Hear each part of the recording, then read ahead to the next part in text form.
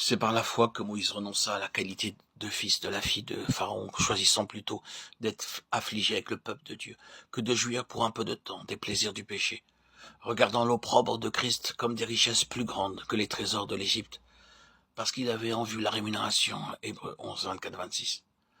Lorsque le temps choisi par Dieu fut venu, Moïse se trouva aussitôt comme placé devant deux chemins allant en des directions opposées. Dans lesquels s'engagerait-il? Décision grave, qui fut par la suite à la base même de cette communion qu'il eut avec Dieu, de ces moments d'intimité pendant lesquels il lui parlait comme face à face. Jusque-là, Dieu avait guidé Moïse sans que celui-ci peut-être en fût conscient. Dans la mémoire du fils de Yoréved pouvaient subsister des souvenirs du passé, un passé plus ou moins effacé. Mais son chemin était tout tracé, et il semblait pas qu'un changement fût sur le point de se produire. Lorsque Dieu jugea le moment venu de parler au cœur de Moïse, Dieu avait choisi Moïse. Mais maintenant l'heure de la décision avait sonné pour le jeune hébreu. L'heure de se décider.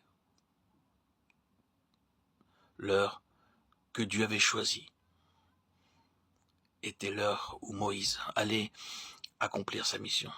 Nous n'avons pas de détails sur la période de crise qu'il traversa. Nous ne savons pas comment ses pensées furent ramenées à ceux de sa nation. Mais nous savons l'issue de la lutte qui se poursuivit en lui. Nous savons que la puissance qui le soutint fut la foi en Dieu, dont Yoréved avait dû lui parler. Cette foi fut le résultat de calme réflexion, car il est écrit, parce qu'il avait en vue la rémunération, il regarda au-delà. Il détourna les yeux de ceux qui étaient devant lui.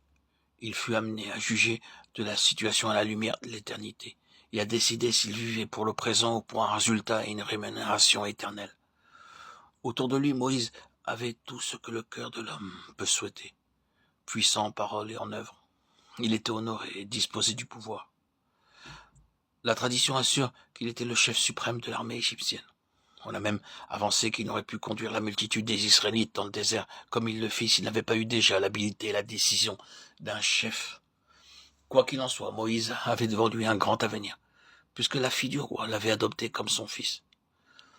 Mais ses yeux furent ouverts et il discerna l'au-delà qui succède aux choses du présent siècle et à la rémunération. Il considéra les deux domaines, le présent, l'immédiat et le futur, l'éternel. Il plaça dans la balance tout ce que la décision allait prendre, entraînerait pour lui, et détournant les regards de ce qui se trouvait sous ses yeux, de ce qui l'environnait, il décida de vivre pour l'éternité et pour Dieu. Humainement parlant, quelle perte! À sa portée, il avait les plaisirs et les trésors de l'Égypte. Mais regardant au-delà, il renonça à la qualité de fils de la fille de Pharaon. Il vient aussi un moment dans nos vies où se présente à nos yeux la céleste vision de la haute vocation de Dieu pour nous, en Jésus-Christ, enfant du roi. Nous sommes encore sous des tuteurs et des gouverneurs, jusqu'au moment fixé par le Père. Jusque-là, nous n'avons pas eu le sentiment qu'il dirigeait nos vies, qu'il préparait notre milieu. Et cependant, il faisait notre éducation pour un service déterminé. Puis l'heure sonne. Il faut que ceux qui doivent hériter toutes choses avec Christ comprennent leur haute vocation et qu'ils choisissent délibérément le chemin de la croix, comme le Maître pour être rendu parfait. Car il est écrit de lui, bien qu'il fût fils, il a appris l'obéissance par les choses qu'il a souffertes. Hébreux 5:8.